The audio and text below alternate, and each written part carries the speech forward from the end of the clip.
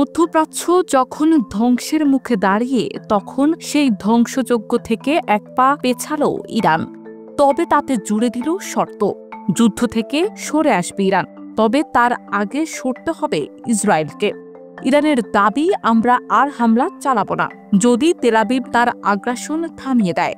ইরানের পররাষ্ট্রমন্ত্রী সরাসরি বলেই দিলেন তেহরানের প্রতিক্রিয়া শেষ, আর কিছু করার ইচ্ছে নেই তাদের। তবে শর্ত একটাই, ইসরায়েল যেন আর আগ বাড়িয়ে হামলা না চালায়। তিনি আরো বলেন, আমরা যুদ্ধ চাই না, কিন্তু নিজেদের প্রতিরক্ষার অধিকার আমরা কখনোই ছেড়ে দেব না। এদিকে এই অবস্থায় মার্কিন প্রেসিডেন্ট ডোনাল্ড ট্রাম্প ঘোষণা দিলেন ইরান ইসরায়েল যুদ্ধবিরতিতে পৌঁছেছে। তার ভাষায়, এই চুক্তি মধ্যপ্রাচ্যকে সম্পূর্ণ ধ্বংসের হাত থেকে বাঁচিয়েছে। কিন্তু ইরান সেই দাবি একরকম উড়িয়ে দিয়েই বলেছে তারা কোনো আনুষ্ঠানিক চুক্তি করেনি, বরং তারা নিজেরা প্রতিক্রিয়া বন্ধ রেখেছে, যেন কূটনীতির একটা রাস্তা খোলা থাকে। তবে বাস্তবতা একটু ভিন্নই বলা যায়। ইসরায়েল দাবি করে ইরান একাধিক দফায় ক্ষেপণাস্ত্র ছুড়েছে। ইসরায়েলের সেনাবাহিনী জানায় তারা পূর্ণ প্রস্তুতিতে আছে এবং প্রয়োজনে বড় আকারের পাল্টা জবাব দেবে। এদিকে তেহরান কিন্তু বলছে ইসরায়েলের আগ্রাসন থামলেই সব থেমে যাবে।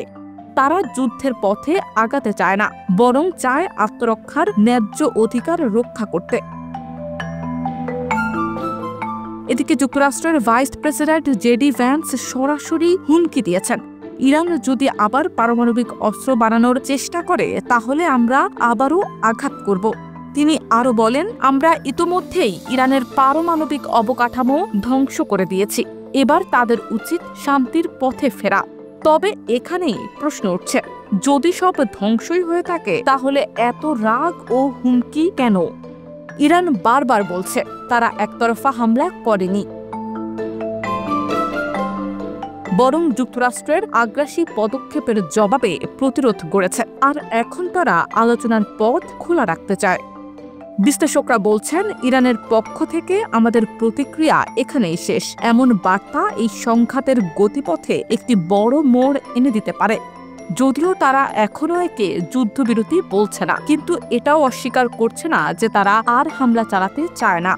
তবে তেল আবিব ও ওয়াশিংটনের পরবর্তী পদক্ষেপেই নির্ভর করছে এই সংকটের ভবিষ্যৎ।